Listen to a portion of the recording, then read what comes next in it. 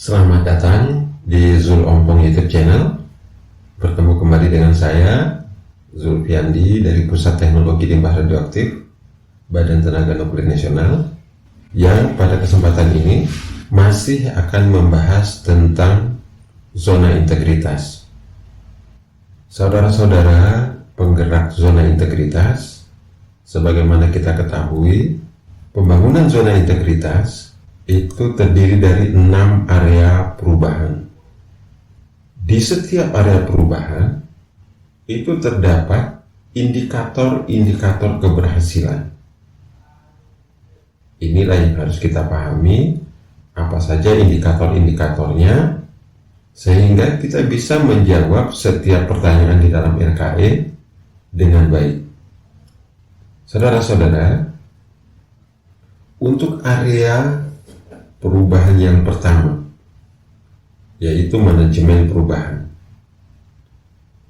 Manajemen perubahan ini bertujuan untuk mengubah secara sistematis dan konsisten mekanisme kerja, pola pikir, budaya kerja setiap individu yang ada di unit kerja yang sedang melaksanakan pembangunan zona integritas, agar menjadi lebih baik sesuai dengan tujuan dan sasaran dari pembangunan zona integritas itu.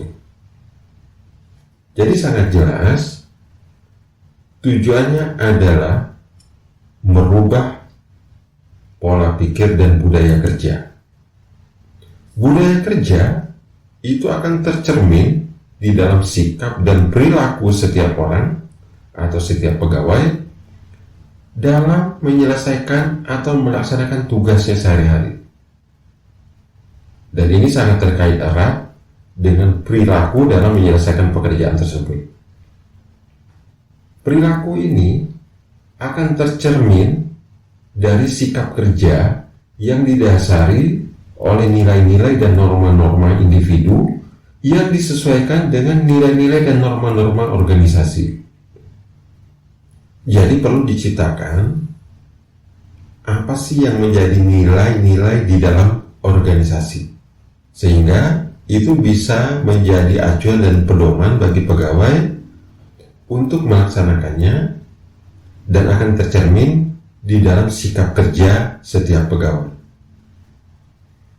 Nah, target yang ingin dicapai melalui manajemen perubahan ini, target yang pertama adalah meningkatnya komitmen seluruh jajaran pimpinan dan pegawai unit kerja dalam membangun zona integritas menuju WBK atau WBBM.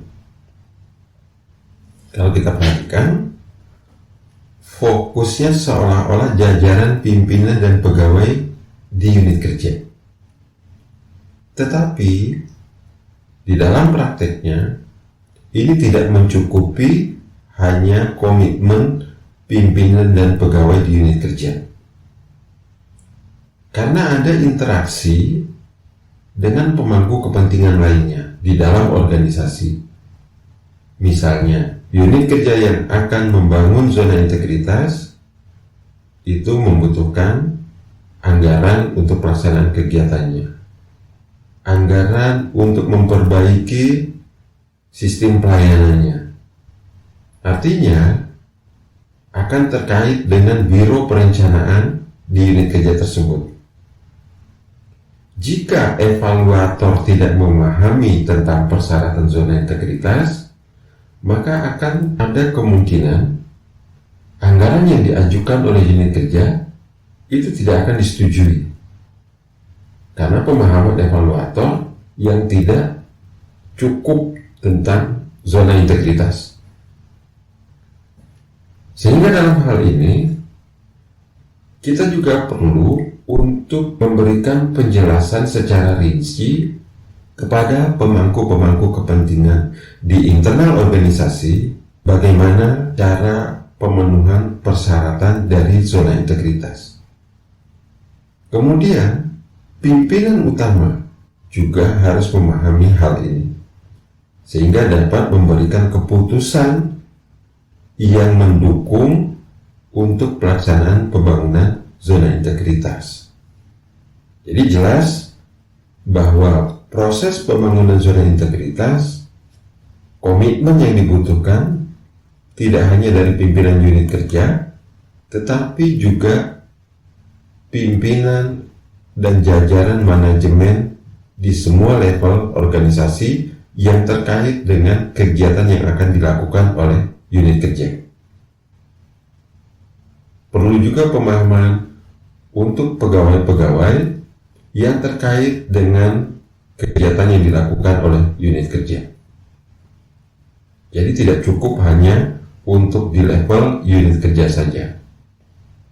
Saudara-saudara, kelihatannya akan sangat rumit jika kita harus menyampaikan kepada pemangku-pemangku kepentingan tentang hal ini. Inilah tugas dari tim kerja di organisasi. Jadi tidak cukup hanya tim di unit kerja yang bekerja, tetapi tim di organisasi itu harus menyampaikan hal-hal seperti ini kepada para pemangku kepentingan, khususnya adalah yang menjadi counterpart untuk pelaksanaan zona integritas di unit kerja atau di organisasi. Saudara-saudara, target yang pertama tadi itu menjadi salah satu yang harus dicapai ketika kita melaksanakan manajemen perubahan.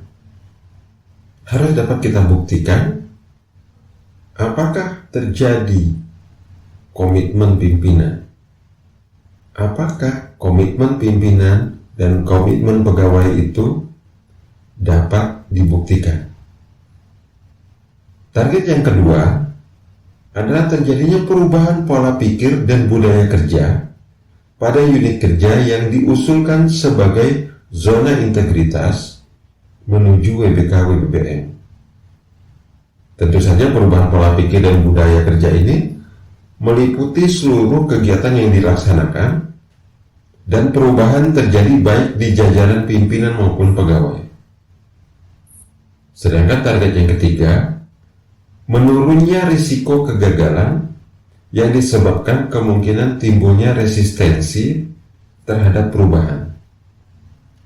Penerapan manajemen perubahan itu akan memungkinkan timbulnya resistensi baik dari pimpinan ataupun pegawai yang merasa terganggu kepentingan ataupun zona nyamannya. Manajemen perubahan harus mampu untuk mengelola agar resistensi tersebut menjadi semakin kecil dan setiap perubahan yang terjadi untuk mensukseskan pembangunan zona integritas dapat diterima baik oleh pimpinan maupun pegawai. Saudara-saudara, di dalam manajemen perubahan, kalau kita perhatikan di dalam lembar kerja evaluasi ZI, itu terdapat 4 indikator. Keempat indikator itu, yang pertama adalah tim kerja. Yang kedua, dokumen rencana pembangunan zona integritas. Yang ketiga, pemantauan dan evaluasi pembangunan wilayah bebas korupsi atau wilayah birokrasi bersih dan melayani. Sedangkan yang keempat, perubahan pola pikir dan budaya kerja. 4 indikator tersebut, untuk setiap indikator terdapat pertanyaan-pertanyaan yang harus dijawab dan harus disediakan bukti-buktinya. Baik, untuk yang pertama, kita akan coba membahas secara perlahan-lahan agar bisa kita memahami bersama apa sih yang diinginkan, apa sih yang dicari oleh evaluator ketika kita mengisi lembar kerja evaluasi. Sebelum kita masuk ke tahapan pengisian lembar evaluasi, sekali lagi saya sampaikan, tolong diperhatikan hal-hal yang penting ketika kita mengisi lembar kerja evaluasi seperti telah saya sampaikan pada video sebelumnya. Kemudian, dengan adanya perubahan roadmap reformasi birokrasi saat ini untuk tahun 2020 sampai tahun 2024 dan perubahan evaluasi dari RB-nya, maka tidak menutup kemungkinan bahwa untuk pembangunan zona integritas pun akan terdapat perubahan. Biasanya kriteria penilaian tidak akan berbeda jauh dengan penilaian dari reformasi birokrasi atau PMPRB. Di dalam pembangunan zona integritas sebelumnya, kita mengetahui adanya komponen pengungkit atau proses serta komponen hasil. Hal ini juga sama berlaku di dalam reformasi birokrasi. Untuk saat ini, di dalam penilaian reformasi birokrasi, komponen pengungkit itu terbagi lagi menjadi 3 aspek, yaitu aspek pemenuhan, kemudian yang kedua adalah hasil antara, yang ketiga adalah reform atau perubahan. Kalau dulu komponen pengungkit itu 60%, mungkin cenderung hanya terhadap aspek pemenuhan saja, tetapi sekarang tidak lagi seperti itu. Sehingga hal ini perlu diwaspadai juga dan perlu diantisipasi sejak awal bagi para penggerak zona integritas di unit kerja. Saudara-saudara, kalau kita perhatikan indikator yang pertama di dalam LKE itu adalah tim kerja. Tim kerja terdapat 2 pertanyaan di situ. Pertanyaan yang pertama adalah, apakah unit kerja telah membentuk tim untuk melakukan pembangunan zona integritas? Pilihan jawabannya adalah ya dan tidak. Jika ya, itu nilainya 1, jika tidak nilainya 0. Yang jadi pertanyaan, mengapa ditanyakan adanya tim kerja? Tidak hanya di zona integritas, kalau kita perhatikan di dalam LKE PMPRB, pertanyaannya juga hampir sama.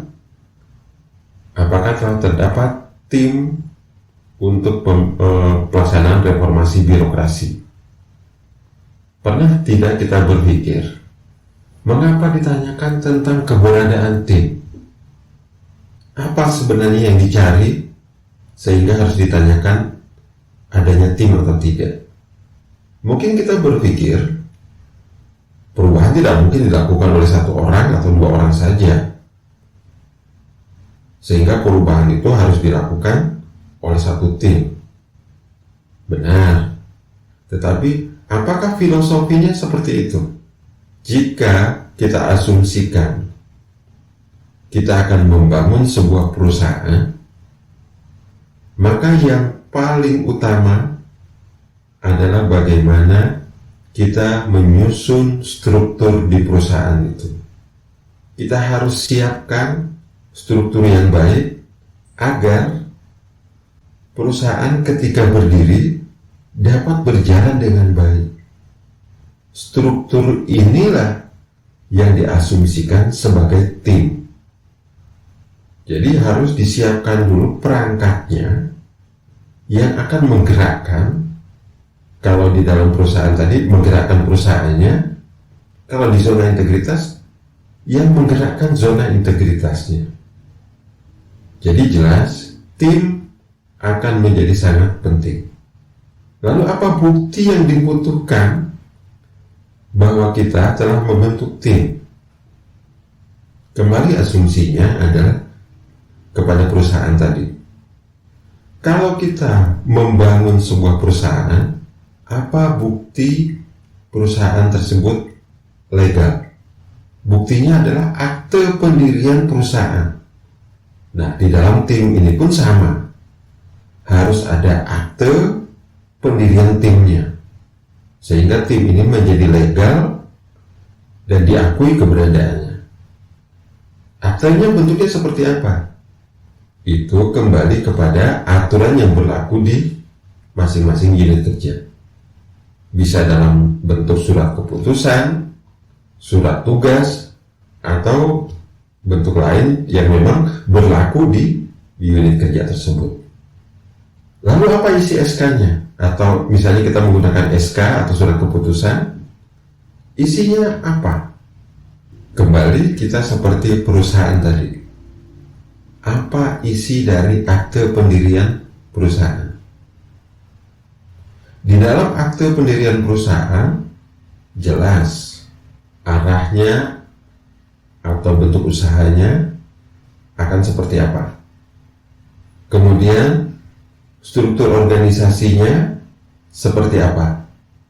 Dan apa tugas dari masing-masing komponen yang ada yang dinyatakan di dalam akte tersebut.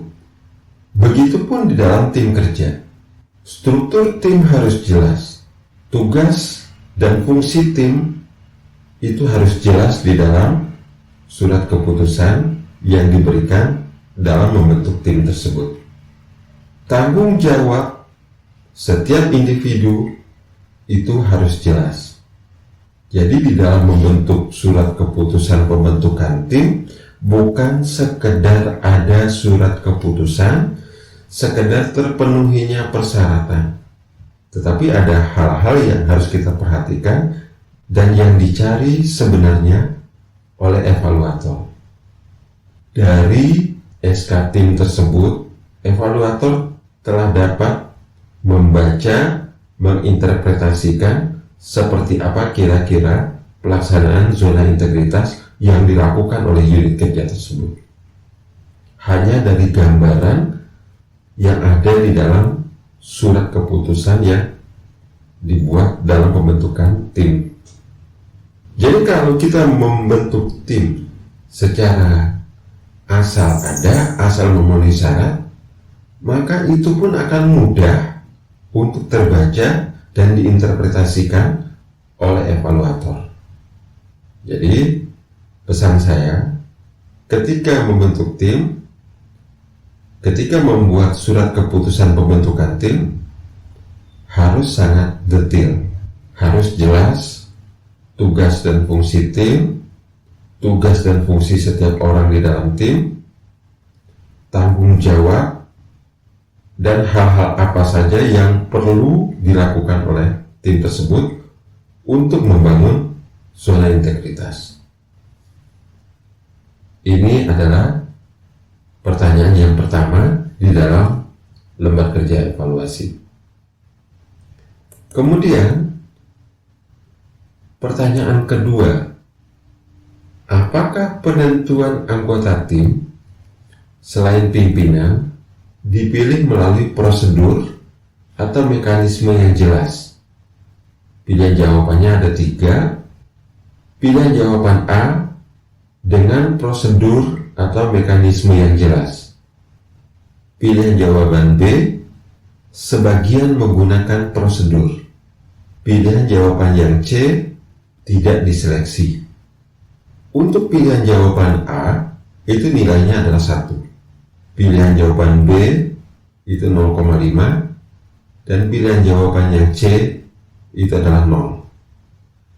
Lagi-lagi, kita perlu bertanya, mengapa ditanyakan mekanisme pembentukan timnya?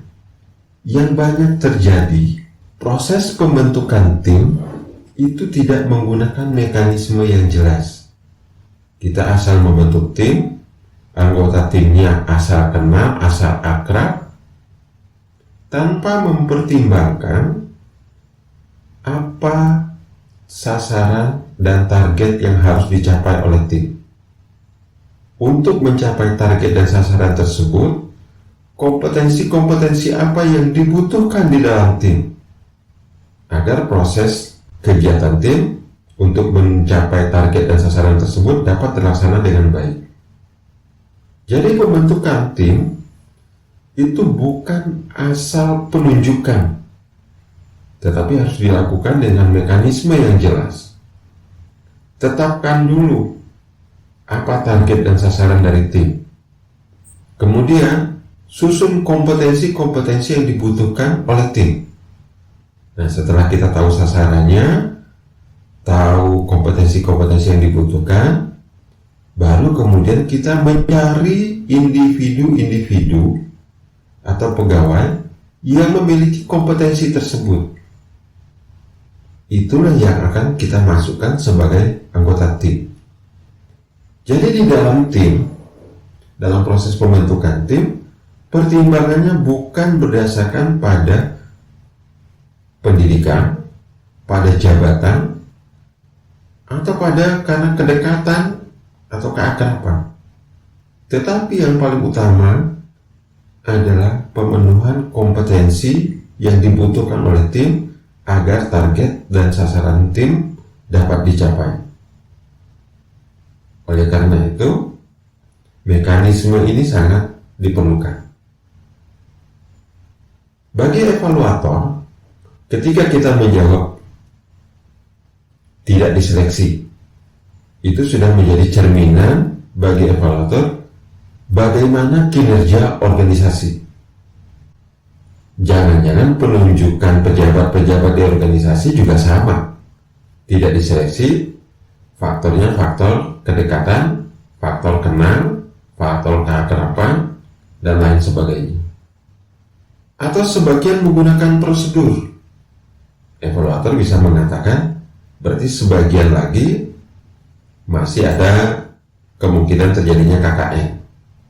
Atau dengan kata lain, sebagian pejabat mungkin saja tidak kompeten.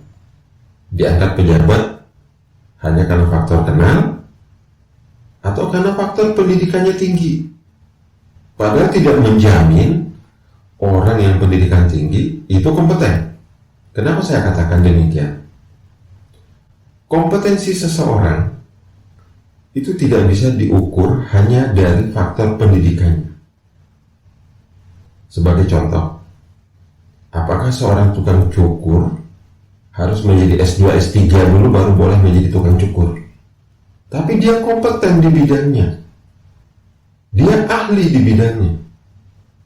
Walaupun mungkin dia hanya lulusan SD atau lulusan SMP. Sedangkan yang S2 atau S3 belum tentu bisa mencukur rambut seperti dia. Nah, yang dibutuhkan di dalam tim adalah kompetensi orang. Makanya, kalau kita katakan sebagian menggunakan prosedur, evaluator dapat menilai bahwa tim ini kemungkinan juga akan mengalami banyak hambatan. Atau organisasi ini masih banyak atau sebagian pejabatnya atau pegawainya tidak memiliki kompetensi yang mencukupi. Gap kompetensinya masih sangat besar. Itu asumsi atau persepsi yang belum tentu benar, tetapi itu menjadi catatan awal oleh evaluator. Tetapi ketika kita jawab dengan prosedur atau mekanisme yang jelas, maka evaluator akan melihat, akan meminta apa isi mekanismenya atau prosedur yang digunakan. Apakah di dalam prosedur tersebut telah mempertimbangkan kompetensi orang? Di dalam prosedur telah menyatakan bahwa menetapkan target dan sasaran, sehingga semuanya menjadi jelas dan dapat diukur oleh evaluator bahwa tim yang dibentuk telah mempertimbangkan kompetensi, telah menetapkan target dan sasarannya, sehingga disitulah tim bisa melakukan penyusunan rencana kegiatan dengan baik. Setiap orang di dalam tim akan memiliki tugas sesuai dengan kompetensinya, sehingga peluang pencapaian target dan sasaran itu menjadi besar. Nah, untuk pertanyaan kedua ini, yang perlu menjadi bukti adalah adanya mekanisme yang ditetapkan untuk proses pembentukan tim, misalnya dalam bentuk SOP. Kemudian, bukti penerapan dari mekanisme tersebut. Jadi kalau dinyatakan di dalam prosedur itu misalnya mengidentifikasi target dan sasaran dari tim, ada nggak buktinya? Kemudian proses penunjukan tim dengan mempertimbangkan kompetensi yang diberikan oleh bagian bidang di organisasi tersebut atau unit kerja tersebut. Ada nggak bukti penerapannya? Ini yang harus disediakan. Satu, mekanismenya. Yang kedua, bukti penerapan dari mekanisme tersebut. Saudara-saudara, untuk video kali ini kita batasi sampai tim kerja ini dulu, dan kita akan lanjutkan pada video berikutnya, yaitu masih indikator-indikator yang ada di dalam manajemen perubahan. Sekian dari saya, dan semoga apa yang disampaikan ini dapat bermanfaat untuk pelaksanaan pembangunan zona integritas di unit kerja Bapak dan Ibu atau saudara-saudara semua, dan selalu sukses sehingga berhasil meraih predikat WBK WBBM. Sampai jumpa pada video berikutnya.